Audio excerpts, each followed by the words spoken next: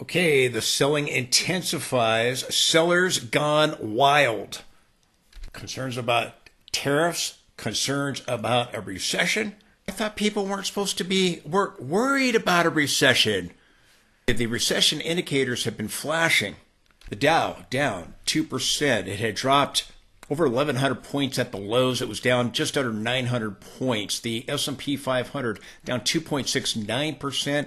It was down about over 3.5% at the lows, down 150, almost 156 points. NASDAQ dropped 4%. The NASDAQ 100 was down nearly 5%. It was like 4.89% or 4.79, something like that at the lows. It closed down 4%. Taking a big hit today, so it was brutal with the NASDAQ. It got the biggest hit, but Nvidia is hitting our trend line of support that I talked about. I'll show you that chart. Russell down 2.71%, and the VIX was up 19.22. The VIX went as high as 20, I think it was 26.5 or so. Watching it every second, but it was right around 26% up. It ended up 19% higher. As we rebounded, the VIX came down. The S&P moved off of the lows. Sellers gone wild. We've had the worst day since 2022 on recession fears.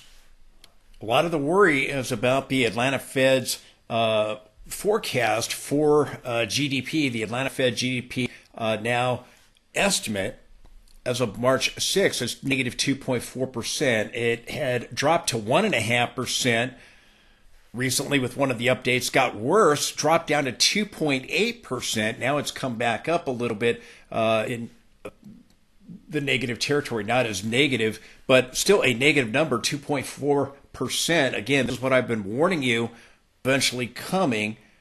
Now, won't get the final number till the end of April. Find out what the first quarter of GDP comes in at. It's going to fluctuate and change, but I've been warning you about the recession before the election ever happened, before the tariffs ever came into play, warning you that a recession is coming and that eventually you're going to get the negative GDP. Now, there's all this concern about the tariffs. Well, most of the tariffs have been postponed or paused or delayed. We got more tariffs coming on board this week. On the 12th, we're going to have the tariffs start on steel and aluminum for all countries. Does Trump back off the tariffs again and throw the market another bone like he did with the Canada and Mexico tariffs? You know, he did the tariffs on Canada and Mexico February. They lasted for about a day and a half, 2 days, and they were paused. Then we got them again on March 4th, and then started seeing more selling pressure in the market. Trump backed off of it, walked it back as well. Everything included in the trade agreement is not going to be included in that. Also had that exemption with autos. The reciprocal tariffs, they haven't started yet. So again, most of the tariffs on Mexico have been paused yet again or delayed. But then we have the tariffs on China. So again, we really don't have these big tariffs in play yet. I'm continuing to monitor this, but again, it is doing what I said it would do. And again, the recession, more recession signals have showed up, as I've warned. They were flashing long before the tariffs ever came into play. We're seeing the downsizing of the government, the things that were artificially propping up the economy before the election are now being dismantled. And again, eventually we're going to see all the downsizing in the government show up in the jobs report, a reduction in spending begin to show up in the economy. But two things to be watching this week, and that is both of them are on the 12th. And the 12th is when we get the new tariffs on aluminum and steel. I wouldn't be surprised to see the White House pause, delay those tariffs, as we've seen other times with the tariffs on Canada, or walk back tariffs, 25% tariffs on steel and aluminum. The market could rally if we see something like that happen. We've seen Trump do it now a couple of times. We saw him do it in February with the Canada and Mexico tariffs. We saw them paused after about a day and a half, 2 days. We saw it again, walking back the tariffs on March 4th for Canada and Mexico. Well, everything included in the trade agreement that he made during his first administration is not going to be. So most of those tariffs are gone. Now we've got the ones here this week on the 12th. So we'll be watching to see what happens. Come April 2nd, we have reciprocal tariffs coming into play. Some things to be aware of and to be paying attention to. But on the 12th, we're going to get possibly the start, penciled in to start on March 12th of the tariffs on aluminum and steel. And we're going to get the inflation data. We're going to get the CPI. Now, the CPI is expected to come in on a year-over-year basis at 2.9% lower than the previous reading. If we get a cool report, that might help the market bottom out and rebound. The concerns about inflation, and part of it is with the tariffs. The other part where the economy is weakening. Now, we saw the same thing when we started the recession in 2007, late 2007, on into early 2000. We saw inflation rise, and the Fed still cut, and you still had inflation rising, and it was a whole lot higher than it is right now. The Fed still cut. We still had a recession. And eventually you got a deflationary bust that dealt with the recession, or dealt with the inflation, pardon me. The core year over year is supposed to be at 3.2. It's also supposed to be lower. So if it comes in lower with the year over year numbers, we may see an attempted relief rally. The month over month number for the core is supposed to be 0.3%, the same with the headline number. And again, if this comes in cool, we could get an attempted rebound with it. And then the next day we'll have the producer price index, which is the wholesale inflation, and we'll be watching that as well. That's on Thursday before the market opens, but Wednesday before the market opens, you're going to get the CPI, and then that very same day you're going to get possibly the tariffs coming into play. But I wouldn't be surprised to see the White House walk them back. We saw the Trump administration walk back the tariffs on Canada and Mexico. The narrative on the internet is Trump's trying to force Powell's hand, to force him to cut. That's the narrative that Trump's purposely trying to rattle markets with tariffs to try to force Powell's hand to start to cut rates, and that's all over the internet. Now, Trump's going to get his wish if that's the case, and Powell. People wanting Powell to cut rates, they're going to get their wish, but we're still going to have recession. And again, now you got all these people that never saw the recession coming, worried about recession. So we're going to rally back up, and a lot of the fears are going to go away. And again, most economists are still saying, oh, no, we're not going to have a recession. We're going to have a soft landing, because they believe this nonsense, about the soft landing business with the Fed. It's a bunch of fairy tales.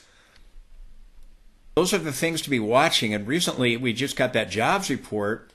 Got that on Friday. Just real fast, touch on this. It came in at 151,000. It's expected to come in at 170 on March 7th. And again, it was lower than expected. The unemployment rate ticked up to 4.1%. The jobs, the labor market is showing, we're seeing deterioration in the labor market between 2023 and 2024. I've talked about that already. And again, it's been artificially propped up with the fake numbers coming out of the BLS. And again, eventually you're going to see negative numbers. Eventually you're going to see a lot of what's going on in the government start to show up in the jobs report. Just wanted to touch on that briefly.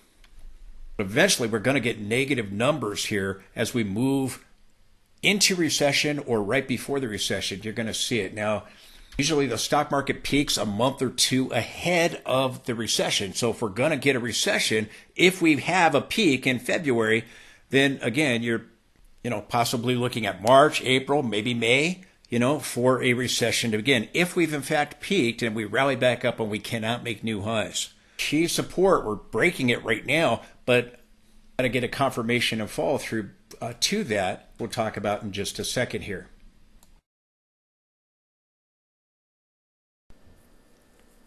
We have Trump out there in an interview rattling markets in that he wouldn't rule out a recession in his interview. All of the internet, there's all this talk that Trump's trying to force Powell's hand to lower rates. Again, we're going to eventually get rate cuts, but it's going to be because recession's about to show up. We're going to get it for the wrong reasons, as I continue to say.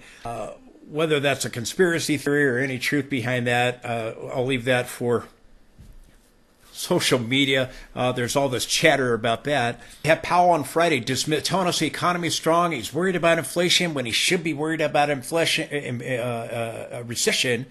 Maybe he's just trying to calm markets, but he's repeating the same thing he's been saying. Oh, the economy's in a good place. We're strong. He's now worried about recession, and he's worried about inflation.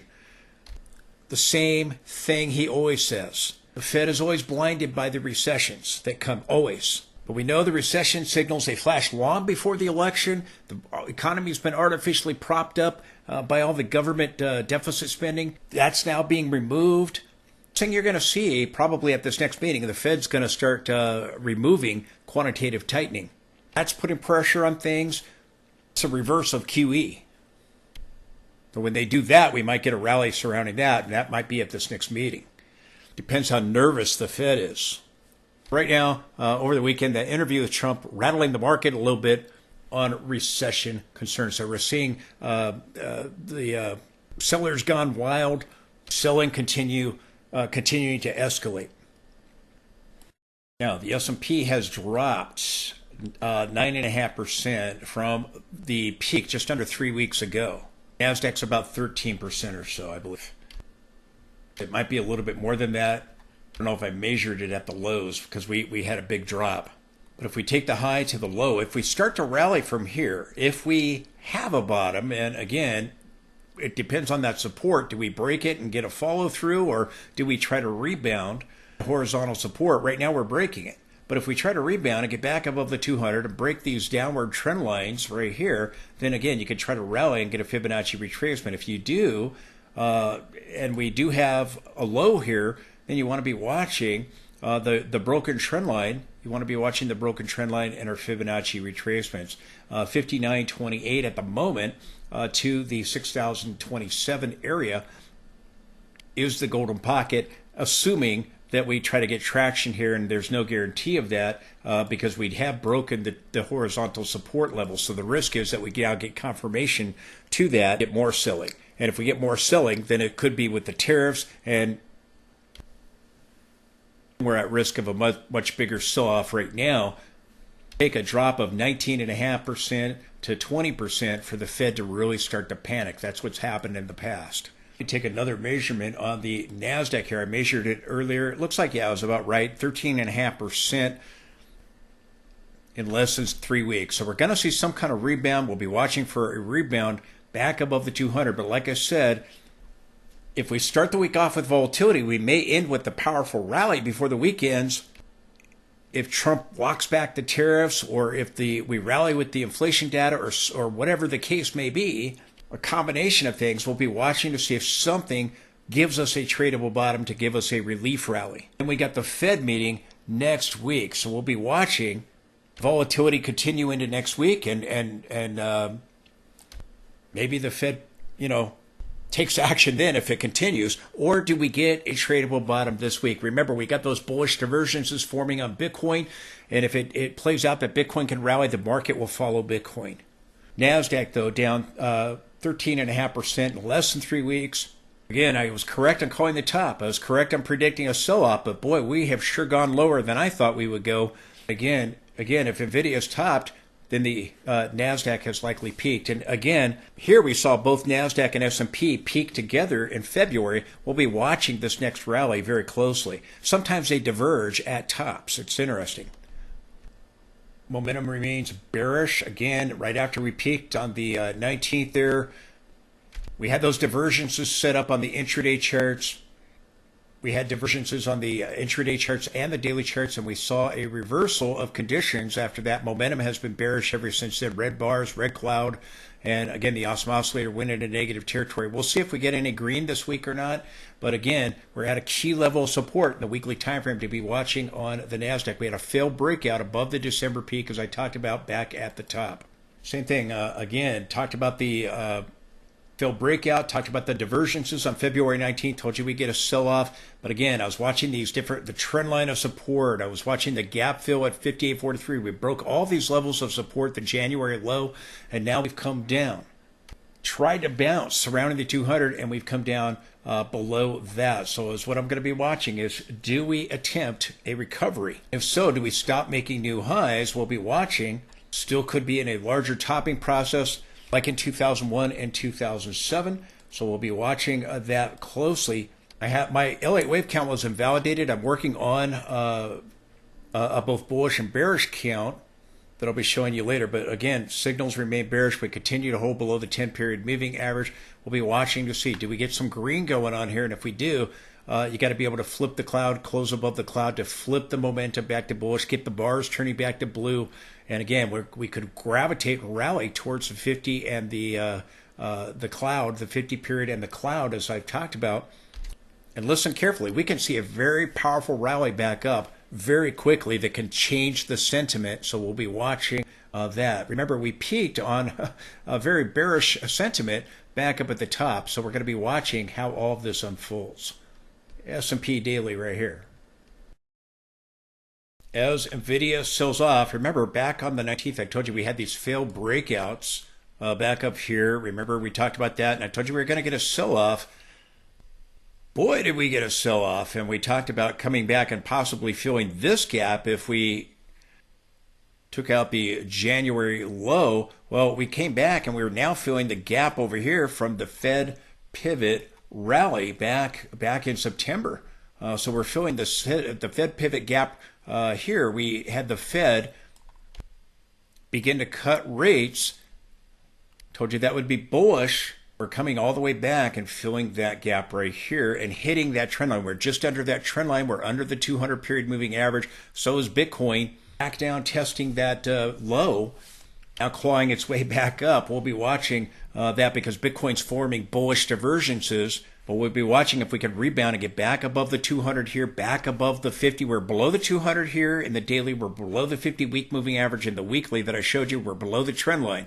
Do we end up coming back and filling today's gap and rebounding back up and getting above the 200 before the week ends and end up getting, a bottoming tail at that trend line of support and the 50-week moving average there on the NASDAQ? Very, very possible if we try to bottom surrounding that area. Now, if we rebound back up again, the 50 is coming down here. That's the 50 right there, the green line. The 200 is way here, down here. So we're going to get some kind of rebound at some point and probably get back above the 200. And again, you want to be watching the 100 period. You want to be watching that's the pink line right there, the 50 period, and this cloud, the Ichimoku cloud, which is the trending cloud.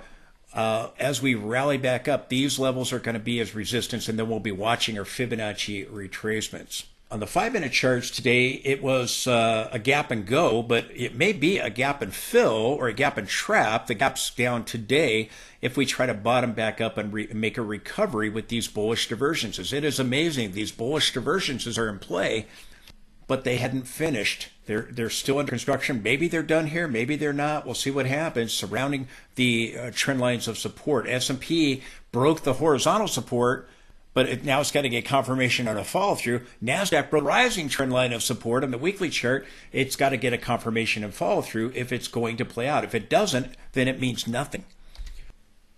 If we get back above those support levels that we've just broke, and sometimes it plays out that way. You got a downward trend line right here in the 50 period and the Ichimoku cloud right here on the 60-minute chart that I'll be watching. But again, these divergences have formed, and you've got multiple point divergences. That's usually what forms at a reversal, but it hasn't played out. Now, because it doesn't play out immediately, because it's still forming, it's still under construction, then people go, well, it's not going to play out. We're not going to rally. And again, you're probably about to get a very, very powerful rally. We'll be watching, does the NASDAQ stop making new highs? Good chance, if Nvidia has stopped making new highs, that NASDAQ has stopped making new highs. CD going slightly lower, again, down to extremes. We'll be watching to see what becomes of this divergence on the RSI and if we can break this downward trend line. And if Bitcoin can rally off the trend line, if NASDAQ can rally off the trend line, you can get a massive relief rally. Same thing going on here with the S&P. A couple of trend lines, decelerating trend line here, this trend line right here. And again, we moved to the lows, we rebounded off the lows, but you still got a sharp decline today, but you've got these divergences still in play. The S&P 500, also seeing the MACD going lower, so you don't have divergence there. But I'll be watching these trend lines if we attempt to rally in our 50-period moving averages here on the 60-minute charts. Again, we could attempt to try to rally back up to the 50-day moving averages in the daily time frame and the clouds of resistance. I don't have the diversions on the 60-minute chart, but you still got one here with this low over here on the 60-minute chart. You still have it in play here. S&P broke these trend lines, the linear trend line here and the log scaling trend line from the 2023 low. If we rally back up, these trend lines are now resistant. So again, we're probably going to rally back up, and then we're going to be watching these trend lines. Are we now breaking down, and that's it, and the top is in, and we can't go back up and make new highs? It's possible from the acceleration with the selling that it is possible. The top is in now. Validated my wave count. There are other possibilities. But if we rally back up, I'll be watching these trend lines. This is a linear scaling in the daily time frame. Here's a log scaling. And again, if we rallied back up, we can go back up to the clouds. We can go back up towards the 6,000 area for a test. The S&P can rally. The VIX is at levels where we saw the December bottom. We eventually took it out, and we actually bottomed out in January. Sometimes the VIX and the S&P, they top and bottom at the same time. Other times they don't. If we see the S&P try to go back up and test the trend line with the log or linear scaling, which both of them had broken, then the S&P can try to get a Fibonacci retracement. If it can get back above the 200-period moving average and move back towards the 50, 50 is still above the 200-period moving average. You don't have a death cross, so at some point you're going to get a rally back up. If the 50 and the moving averages, a 100 period, if we come back up and maybe get above those levels and still at the cloud or something, or a Fibonacci retracement, you're at risk of a lower high and a market top over here. If we can get a strong recovery like we did in 2007, you can go higher. 2007, you got a peak. Later on, you went up and you exceeded that peak, but then you topped out. So we'll be watching this next rally. Does the S&P stop making new highs? Now, again, I told you 3 weeks ago, February 19th, that the S&P was going to get a sell-off, that we had a failed breakout.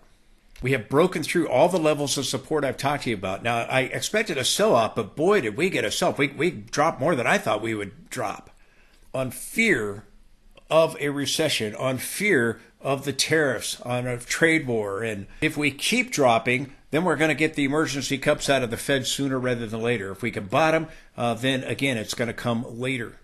Bitcoin's forming a bullish divergence, which means that it's probably going to bottom out at the trend line of support, testing the 200 again and bouncing right now as I'm speaking. 200 period on Bitcoin, and the market will likely follow Bitcoin if it can have that bullish divergence play out on the MACD and the RSI.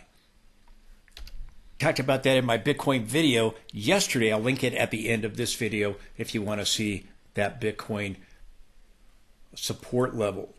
If we rally back up, pay attention to the cloud right here, pay attention to the moving averages. S&P has broken this horizontal level of support. If it's a legitimate break, you've got to get a confirmation and a follow through to that. Okay, we've broken this level. We broke the trend line here. We've gotten confirmation and a follow through, and now we've come down to the 200. So if this level breaks, you're going to get a bigger sell off. Then you have the September low there, and the August low. A 20% drop on the S&P, it would be another 10%. It would take us down to the low 49, about 49.17 or so, which would be beyond the August low right here. So again, if we try to rally back up towards the 50-period moving average, towards the broken trend line here, but you've got this support level being broken, and the same thing with the NASDAQ and the rising trend being broken. They have to have confirmation and a follow through if we're going to go lower, as we saw with the breaking of this trend line right here. As we saw with the breaking of the January low, we took out the January low and we got confirmation and a follow through So the risk is that we keep going and break this level. This is where the November low was, the October low over here, and the peaks back over here in July, and the peak over here in September. So you've got a confluence of support here. S&P 500. Momentum is still bearish. We'll see if something happens to make the market rally. We see Trump walk back more tariffs on steel and aluminum this week. Do we see the CPI come in better? Is all these things, is it just too much for the market and we end up dropping down further, confirming a break of this level of support? It's going to be validated. You got to get a confirmation and then a follow through.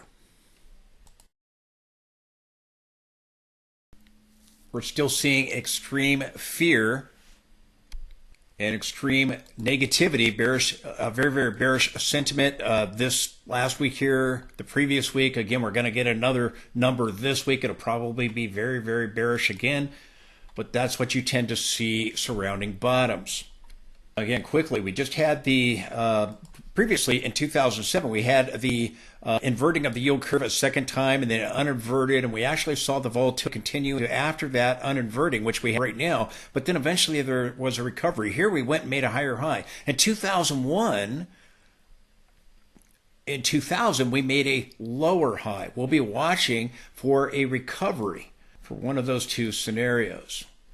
And that completed a topping process right before the gray shaded areas of recession, right before the recession hit. Now, recession indicators have been flashing, but when you get the uninverting of the yield curve and then it inverts again, usually that's a warning sign that it's about to start. Here, that happened. We got the uninverting of the yield curve in May of 2007. We got the inverting again in July, and the recession showed up in December. So again, it's right before the recession, and that completed this topping process. So again, we'll be watching. Now, it may come quickly. It may be delayed a few months, but it's going to come. We have the same thing that happened here, just now happened. And again, notice the volatility after the uninverting, the second time of the uninverting. We have the exact same thing going on right now. Now, we start the week off with it going inverting once again. Now, this is a weekly chart, so by the end of the week, we may be back up in positive territory as we close the week out. Last week, we closed out back in positive territory. So again, whether we go back negative and then uninvert again, or by the end of this week, we're back into positive territory, which is more likely going to be the case, is telling us that we're probably going to get a rally back up for a lower high or a higher high. Now, things seem very dark and dim and gloomy right now, and the investors are scared. We get a relief rally, a lot of that fear is going to quickly go away. I want you to remember, if it does, if we don't keep falling and get emergency cuts from the Fed right here and now, which would be, again, a 20% drop, that's when the Fed's going to panic. We don't get that right now.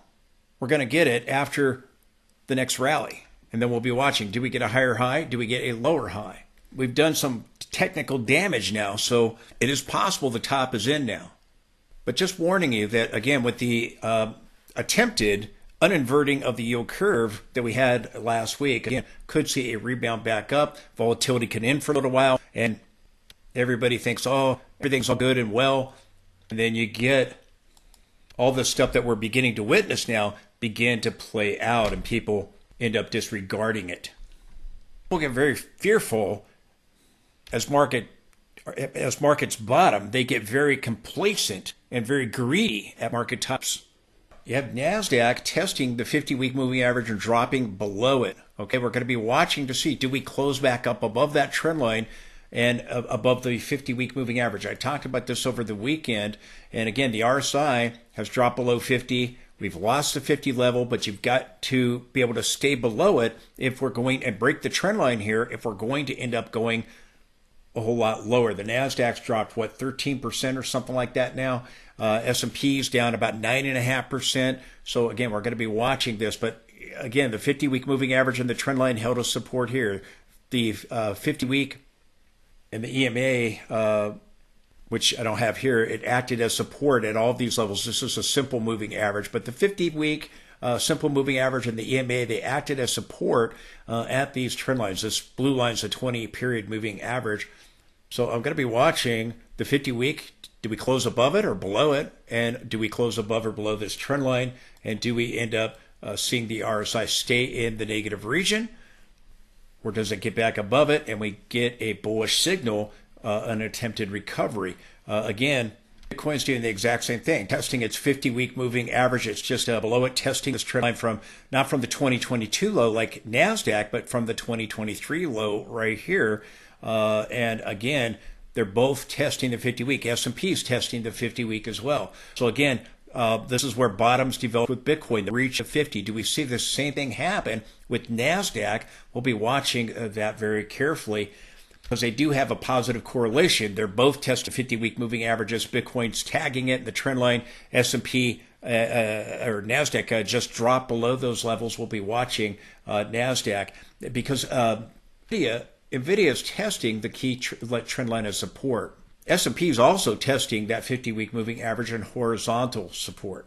I told you to be watching this trend line. Nvidia hit it today. We hit it just we're above it, just right slightly above it there on Friday. We hit it today. We broke through it, and this is the trend line. You got a possible bull flag here or a falling channel. Now the 50 is dropping towards the 200. We don't have a death cross yet, but we could attempt to rebound back up and still at those levels or just above those levels, above or below them, as we get a death cross. That is certainly possible with Nvidia. Again, I told you I believe Nvidia is topped.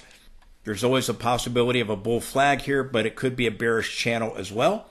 But we're hitting some key support right here on Nvidia, and I have it marked as a 25% drop. We've now dropped a little bit lower than that. I haven't updated that yet, but again, we dropped another 5% today. So again, Nvidia taking out Friday's lows just a little bit, so probably something more like 27 or 28% or so from the low there on Friday. Now we got a hammer candlestick on Friday, but we took it out, and again we did the same thing with NASDAQ. We took it out, but you have this bullish divergence that's developing on the RSI. So we'll see if something happens. Does the White House pause the tariffs on aluminum, steel? Do they go forward? Do we get good inflation data with the CPI or bad? Is it coming hot or cool? We'll be watching these things. We start the week off shaky. Does that continue, or do we get, start off shaky and end very, very strong? We'll be watching, but key support here with our trend line here. And if it doesn't hold, if we continue to sell off, you have this support area from the August low down here. And if you get that with Nvidia, I've talked about this, if we continue to sell off, if we break this area, right here, you have this head and shoulders. You've got a potential left shoulder here. You've got this massive head formation here. If we end up breaking through this, and you got your 400 period down here, you've got horizontal support down here, and then you would get this massive rally back up for a possible right shoulder up towards those moving averages if we continue lower down towards these levels. And that would mean that we just see the market continue to sell off. We get the new tariffs on aluminum and steel, and we get hot inflation data, and we just keep dropping. And if you see that happen, then you got a shot at the Fed doing emergency cuts. If we start seeing the S&P, S&P's down 9.5%. You see the S&P drop another 10%. The Fed's going to panic. So we'll be watching. Do we bounce here, or do we have to go down here to the August lows in the low 90s in order to bottom? Here we are at the 105 area.